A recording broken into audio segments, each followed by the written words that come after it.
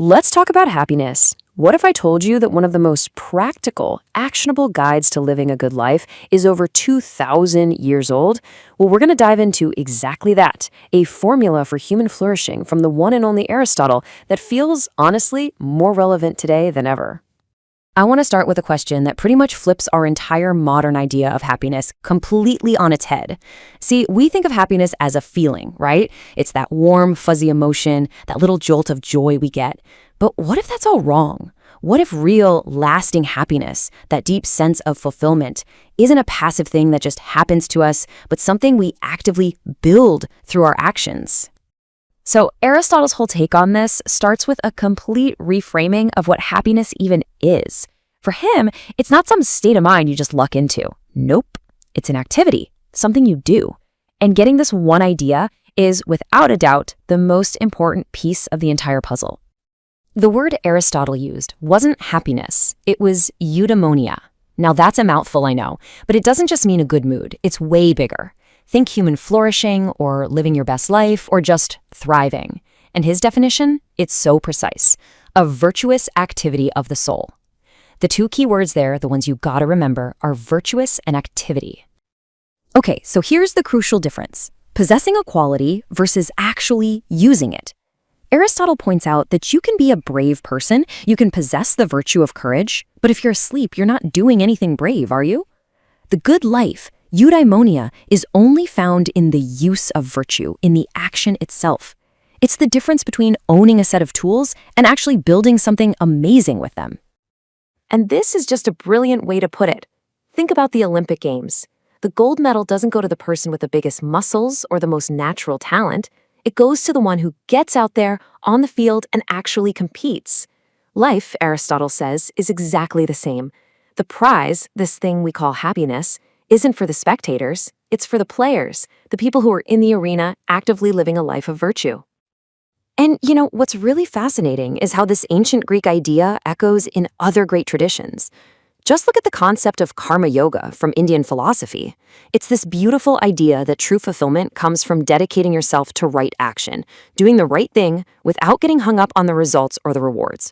We're talking two totally different cultures, thousands of miles and years apart, both landing on the exact same profound truth. A good life is built on what you do. Okay, so let's move on. It's all well and good to say happiness is an action, but we all know life isn't that simple, right? There's a huge elephant in the room we have to talk about: luck. What role does pure chance play in all this? I mean, this is the big, obvious objection, isn't it? Can you really be flourishing if you get hit by some terrible tragedy? If you lose everything or get sick? If it's all about our actions, are we just supposed to ignore the huge role that bad luck and random chance play in every single one of our lives? And Aristotle, well, he was a total realist. He gets it. His answer is, yeah, of course external circumstances matter. He basically says that to do good things, you need the right equipment. You know, it's pretty hard to be generous if you're broke. It's tough to be a great political leader without any power. Things like friends, money, and even good looks, they're all tools we can use to live out our virtues. But, and this is a huge but, while those external things are useful, they don't get to define your happiness. A truly virtuous person, Aristotle says, is foursquare beyond reproach. Think of a perfect cube. You can push it, you can try to knock it over, but it's stable. It lands firmly. That's what a person of good character is like. The storms of life might hit them, but their stability comes from the inside, from their character, not from what's happening on the outside. I absolutely love this analogy. He says a good shoemaker doesn't sit around waiting for perfect leather to show up. No way. A master shoemaker takes whatever hide they're given, with all its flaws and imperfections, and uses their skill to make the absolute best shoe possible. And a virtuous person does the same with life. They take the circumstances they're handed, the good, the bad, the ugly, and they use their character to act as well as they possibly can. That's real resilience. Okay, so happiness is an activity, and it's a resilient one. But where does it fit into the hierarchy of life? Is it just another good thing to have, like courage or wealth? Aristotle says absolutely not. It's in a category all by itself. He makes this really sharp distinction. On one side, you have things we praise. We praise someone for being brave because bravery helps them do good things. We praise an athlete for their speed because it helps them win. We praise these things because they are a means to an end. But happiness? We don't praise happiness, we prize it. It's not good for something else, it is the something else. It's the final destination. This makes happiness what he calls a first principle. It's the ultimate why. Think about it. Why do you want that promotion? To make more money. Why do you want more money? To have a nice house. Why do you want a nice house? So you can be happy. You can play this why game with almost anything, and if you go deep enough, the answer at the end of the chain is always happiness. It's the ultimate reason we do everything else, which, in his view, makes it something truly special, something prized and divine. So, if happiness is all about virtuous activity, we kind of need to know where virtue comes from in the first place. And to do that, Aristotle tells us we have to look inward. We need a basic map of the human soul to see how the whole system works. He starts with a really simple but powerful idea. The soul has two basic parts. You've got the rational part, that's our ability to think, to reason, to plan. And then you've got the irrational part. But this is where it gets really interesting, when we zoom in on that irrational side. So that irrational side isn't just one big blob. He splits it in two. First, there's the vegetative part. This is the stuff we share with plants. It just handles automatic things like growing and breathing. Reason can't touch it. But then, there's the appetitive part. And this is where the action is.